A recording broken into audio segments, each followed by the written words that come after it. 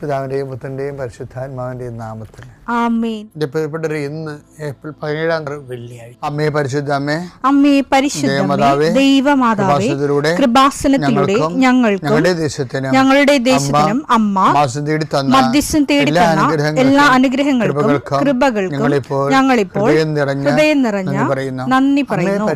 അമ്മേ പരിശുദ്ധമേ, ദൈവമാതാവേ, 2004 ഡിസംബർ 7 ഉച്ചകഴിഞ്ഞ് 2:30 കൃപാസനത്തിൽ സംഭവിച്ച അമ്മയുടെ പ്രത്യക്ഷപ്പെടലിനെ കുറിച്ച് തിരുസഭയ്ക്ക് സമർപ്പിച്ചിരിക്കുന്ന പഠനരേഖകളുടെ മേൽ സഭാത്മകമായ പഠനം ആരംഭിക്കുവാൻ ഞങ്ങൾ പ്രാർത്ഥിക്കുന്നു. അമ്മേ പരിശുദ്ധമേ, ഭൂസ്വർലോകങ്ങളുടെ രാജ്ഞിയായ അങ്ങേയ്ക്ക് ഭൗമസംരക്ഷണത്തിനായി പ്രപഞ്ചപ്രകൃതിയെ തന്നെ തിരുസഭ പ്രതിഷ്ഠിക്കുവാൻ ഈ പ്രത്യക്ഷീകരണം വഴി ഇടയാക്കണമേ. പരിശുദ്ധമേ, ജപമാല മാതാവേ, സകല കൃപാസനം പ്രാർത്ഥനയോടും ചേർത്ത് ഞങ്ങളിപ്പോൾ പ്രാർത്ഥിക്കുന്ന ഈ കുടുംബത്തിന്റെ പ്രത്യേക നിയോഗം പറ മക്കളെ.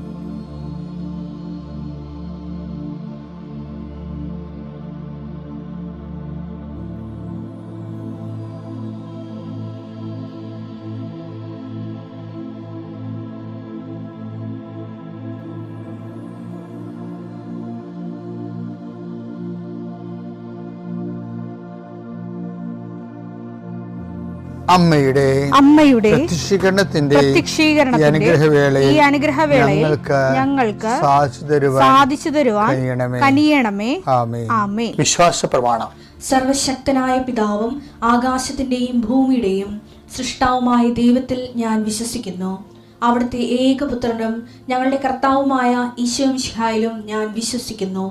ഈ പുത്രൻ പരിശുദ്ധാത്മാവിനാൽ ഗർഭസ്ഥനായി കന്യകാമറിയത്തിൽ നിന്ന് പിറന്ന് പൊന്തിയോസ് പീലാത്തോസിന്റെ കാലത്ത് പീഡകൾ സഹിച്ച് കുരിശിൽ തറയ്ക്കപ്പെട്ട് മരിച്ച് അടക്കപ്പെട്ട് പാതാളങ്ങളിൽ ഇറങ്ങി മരിച്ചവരുടെ ഇടയിൽ നിന്ന് 3-ാം നാൾ ഉയർത്ത് സ്വർഗത്തിലേക്ക് എഴുന്നള്ളി സർവശക്തിയുള്ള പിതാവായ ദൈവത്തിന്റെ വലതുഭാഗത്തിരിക്കുന്നു.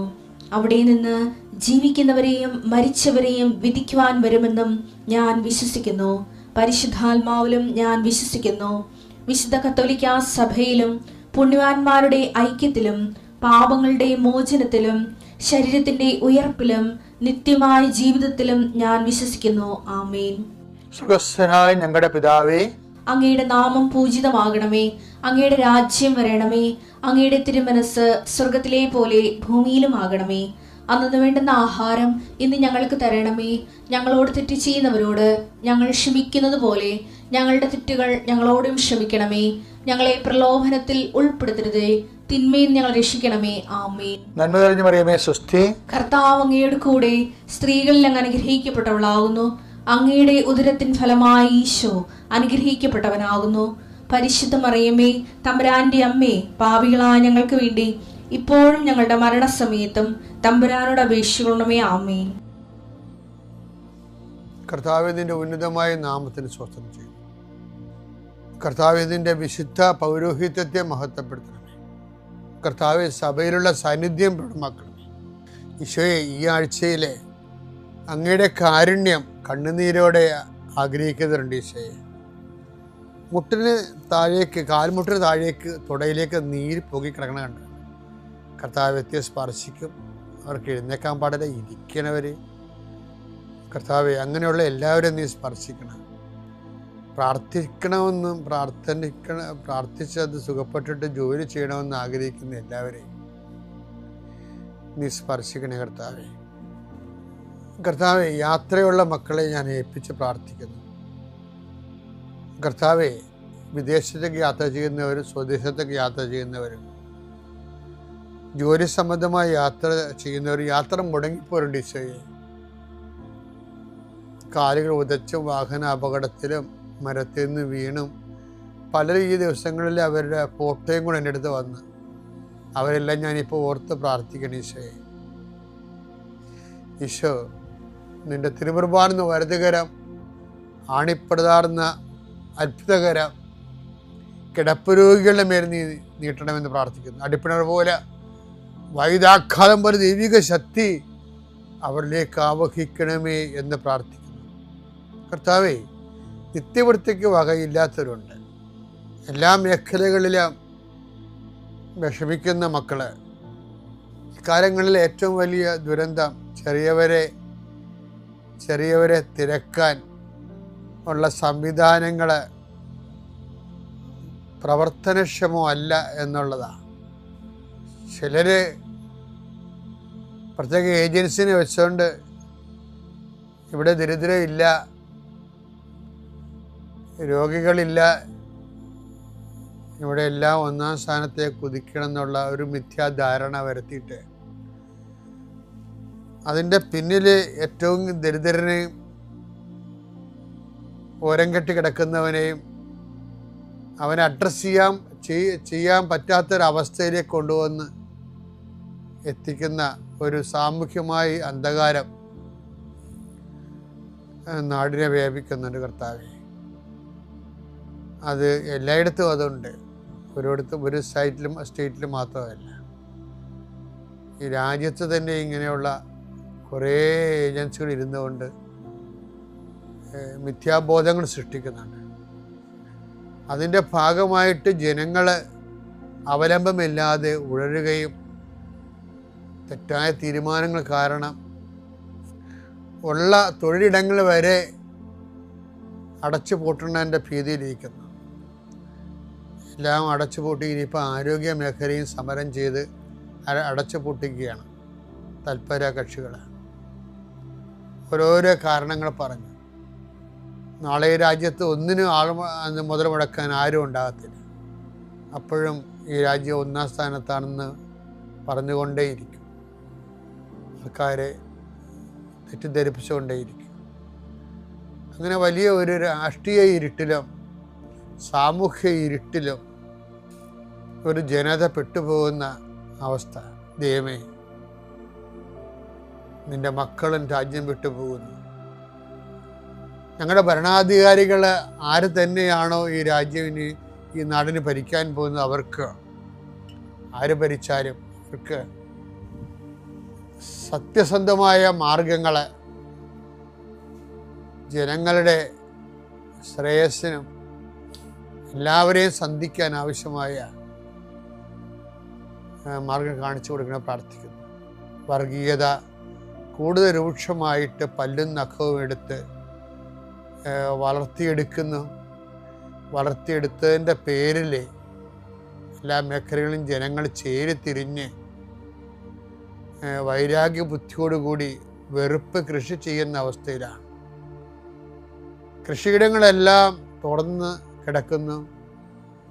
അവിടെ ആർപ്പുവിളികളും പാട്ടുകളും ഒന്നുമില്ല, ഉൽപ്പാദനങ്ങളില്ല. വെറുപ്പിൻ്റെ കൃഷി ഇറക്കുകയും അതേസമയം തന്നെ രാജ്യം അരാജകത്വത്തിലേക്ക് പോവുകയും ചെയ്യുന്നു. എല്ലാ സ്കൂളുകളെയും ഞങ്ങൾ സമർപ്പിച്ച് പ്രാർത്ഥിക്കുന്നു.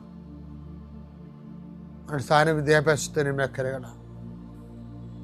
ജോലി കിട്ടാതെ വിഷമിക്കുന്നവർ, ജോലി പിൻവാതിലൂടെ ഒപ്പിക്കുന്നവർ, അതേസമയം തന്നെ ജനങ്ങൾക്ക് ആശ്രയമായിരുന്ന പല ജോലി സംവിധാനങ്ങളും നോക്കുകുത്തിയെപ്പോലെ നിൽക്കുന്നത് ഉണ്ടാക്കുന്ന അരാജകത്വം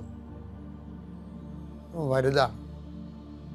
ദൈവമേ, ആ മേഖലയിലെല്ലാം മനുഷ്യന് സുബുദ്ധി തിരിച്ചു കൊടുക്കണമെന്ന് പ്രാർത്ഥിക്കുന്നു. കർത്താവേ, അങ്ങയുടെ ഇങ്ങനെയുള്ള എല്ലാ സാഹചര്യങ്ങളും ഉണ്ടാക്കുമ്പോൾ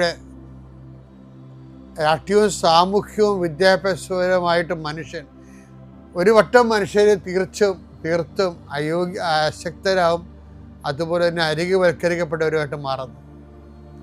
അവരെ ഓർത്താൽ ഞാൻ ഈ പ്രാർത്ഥന മുഴുവൻ പ്രാർത്ഥിച്ചു കൂട്ടുന്നത്. കർത്താവേ, അവർക്ക് not by merit but by grace എന്നുള്ള ആപ്തവാക്യം ഉയർത്തിക്കൊണ്ട് ഈ കാലങ്ങളിൽ ബൈബിള് ഇട്ടുകൊടുത്തിരിക്കുന്ന എക്കാലത്തെയും വലിയ പിടിവള്ളി ഇതിൽ മനുഷ്യൻ ആശ്രയിച്ചിരിക്കുന്നവരെല്ലാം നിൻ്റെ നാമത്തിൽ രക്ഷപ്പെടട്ടെ എന്ന് പ്രാർത്ഥിക്കുന്നു. ജോലി, വീട്, വിവാഹം, ആരോഗ്യം, യാത്ര, സാമ്പത്തിക ബാധ്യത, വിറ്റുമാറ്റാനുള്ള തൊഴിലുകൾ, കടങ്ങൾ, ജപ്തി നടപടി, വിവാഹ ആലോചനകൾ, കുഞ്ഞുങ്ങളില്ലാത്ത അവസ്ഥകൾ, ഭവനരഹിതർ, ഏതെല്ലാം മേഖലകളിൽ അങ്ങയുടെ മക്കളെ വേദനിക്കുന്നുണ്ടോ, അന്തഃഛിദ്രം വന്ന കുടുംബങ്ങൾ, കേസും വാക്കാടവുമായിട്ട് നടക്കുന്ന, കോടതി കയറി ഇറങ്ങുന്ന കുടുംബങ്ങൾ, എല്ലാവരെയും സംബന്ധിച്ച് പ്രാർത്ഥിക്കുന്നു. കർത്താവേ, പുതിയ പുതിയ ആശങ്കകൾ വരികയാണ്.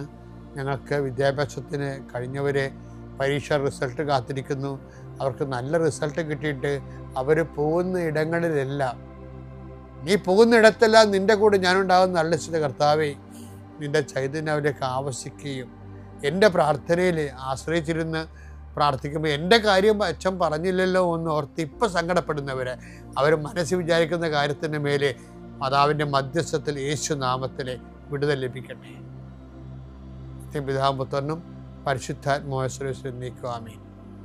എൻ്റെ പ്രിയപ്പെട്ടവരെ, യോഹന്നാൻ്റെ സുവിശേഷത്തിലെ വളരെ നമ്മളുമായിട്ട് വളരെ പ്രായോഗികമായിട്ട് സഹായിക്കുന്നൊരു വചനമുണ്ട്. അത് യോഹന്നാൻ 3:21. സത്യം പ്രവർത്തിക്കുന്നവൻ വെളിച്ചത്തിലേക്ക് വരുന്നു. അങ്ങനെ അവന്റെ പ്രവർത്തികൾ ദൈവൈക്യത്തിൽ ചെയ്യുന്നവയെന്ന് വെളിപ്പെടുന്നു. മതി. അപ്പൊ എന്താ പ്രശ്നം വെച്ച് കഴിഞ്ഞാൽ അവന്റെ സത്യം പ്രവർത്തിക്കാൻ വെളിച്ചത്തിലേക്ക് വരുന്നു. കാരണം അവന്റെ പ്രവർത്തികൾ ദൈവ ഐക്യത്തിൽ ചെയ്യുന്നുവെന്ന് വെളിപ്പെടുന്നു. അത് കാര്യത്തിൽ ഇപ്പം നമ്മുടെ ഉടമ്പടി എന്ന് പറഞ്ഞാൽ എന്താ? അവൻ പറയണ പോലെ ചെയ്യണമല്ലേ, പക്ഷെ അത് പ്രവൃത്തിയല്ലേ. പക്ഷെ പ്രവൃത്തി ചെയ്യുമ്പോൾ നമ്മളത് എങ്ങനെയാണ് ചെയ്യേണ്ടത്? ദൈവത്തോട് ഐക്യപ്പെട്ടാണ് ചെയ്യേണ്ടത്. അപ്പം നിങ്ങളോർക്കും പിന്നെ ഞങ്ങൾ അങ്ങനെയല്ലേ ചെയ്യണമെന്ന്. പക്ഷെ ചിലരങ്ങനെയല്ല.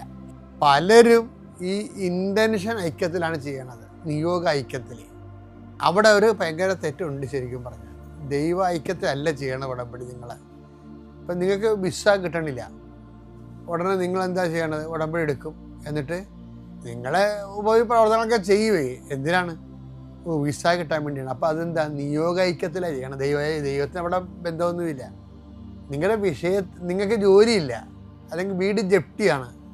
അപ്പോൾ നിങ്ങൾ ഈ കാണുന്ന ഉടമ്പടിയുടെ എല്ലാ കാര്യങ്ങളും നിങ്ങൾ ചെയ്യും. അല്ലെങ്കിൽ നാട്ടിൻപുറത്താണെങ്കിലും നിങ്ങൾ ഉടമ്പടി എടുത്തില്ലെങ്കിലും നിങ്ങൾ കുർബാനയും കുമ്പസാരവും ഒക്കെ എല്ലാം ചെയ്യുന്ന ആൾക്കാരാണ്. പക്ഷേ എന്താ വിഷയം? ദൈവൈക്യത്തിലല്ല, നിയോഗ ഐക്യത്തിലാണ്. ഇത് ഭയങ്കര വ്യത്യാസം ഉണ്ടാക്കുന്നുണ്ട്. ആൾക്കാർ ഇതിൻ്റെ അകത്ത് ഇരുട്ടി തപ്പണാണ്. എന്ന് വെച്ചാൽ നിയോഗ ഐക്യത്തിൽ ദൈവതിരുസന്നിധിയിൽ ഒരു സൽപ്രവൃത്തിയും സ്വീകാര്യമല്ല. അതിൻ്റെ അകത്തൊക്കെ വരുന്നൊരു വിഷയം വെച്ചാൽ ദൈവത്തിനവിടെ റോളില്ലല്ലോ. നിങ്ങളുടെ വയറ്റിപ്പഴപ്പിന് വേണ്ടി നിങ്ങൾ ഓരോ കാര്യങ്ങൾ ചെയ്യണതാ. അതുകൊണ്ട് തന്നെ അത് പക്ഷെ മനുഷ്യൻ അറിയാതെ വിചാരിക്കും നമ്മൾ പ്രാർത്ഥിക്കില്ല. അപ്പം ദൈവത്തോടല്ലേ? ദൈവത്തോടാണ് പ്രാർത്ഥിക്കണത്. പക്ഷെ ഐക്യമാരാണ് നിയോഗത്തോട് ഐക്യപ്പെട്ടിരിക്കുന്നത്. അതാണ് യോഹന്നാൻ ഭയങ്കര സീരിയസ് ആയിട്ട് പറയണത്. നിങ്ങളുടെ പ്രവർത്തികൾ സത്യം പ്രവർത്തിക്കുന്നവൻ വെളിച്ചത്തിലേക്ക് വരുന്നു. അങ്ങനെ അവന്റെ പ്രവർത്തികൾ ദൈവൈക്യത്തിൽ ചെയ്യുന്നവയെന്ന് വെളിപ്പെടുന്നു. പ്രവർത്തികൾ, നമ്മുടെ പ്രവർത്തികൾ ദൈവ ഐക്യത്തിലാണെന്ന് നോക്കണം. അതാ നിയോഗ ഐക്യത്തിൽ തന്നെ കിടക്കണം നോക്കണം. ഇപ്പോഴ് നമ്മൾ പെട്രോൾ അടിക്കണ മുമ്പേ നമ്മൾ പെട്രോൾ അടിക്കാൻ ചെല്ലുമ്പോഴേ അവരാ നോബ് ഇങ്ങനെ പിടിക്കുമല്ല. നോബ് പിടിച്ചിട്ട് അവർ കാറേട്ടല്ല നോക്കണത്. അവർ പെട്രോളിൻ്റെ ആ ഡാഷ്ബോർഡില്ലേ അതുമേലാണ് നോക്കണത്. എന്താ നോക്കണത്? ഡീസലാണ് അടിക്കാൻ പോണത്, പെട്രോളാണ് അടിക്കാൻ പോണതെന്നാണ് നോക്കണത്. അത് നോക്കിയിട്ട് നമ്മളോട് ചോദിക്കും ഡീസലാണോ പെട്രോളാണെന്ന്. അപ്പോൾ നമ്മൾ പറയും പെട്രോളാണ് അല്ലെങ്കിൽ ഡീസലാണെന്ന് പറയുമ്പോൾ അവരങ്ങോട്ടും നോക്കും.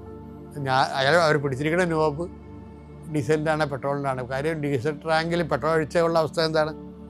പെട്രോൾ ടാങ്കിൽ ഡീസൽ അടിച്ചു കഴിഞ്ഞാൽ പിന്നെ മൊത്തം എഞ്ചിന് ഊരി കഴുകേണ്ടി വരും.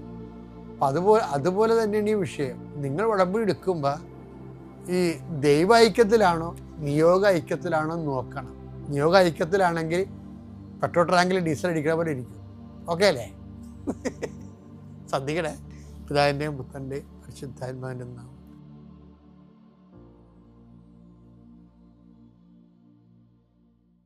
അത്യപൂർവ ദൈവാനുഭവങ്ങൾ ഇനി നിങ്ങൾക്കും സ്വന്തം.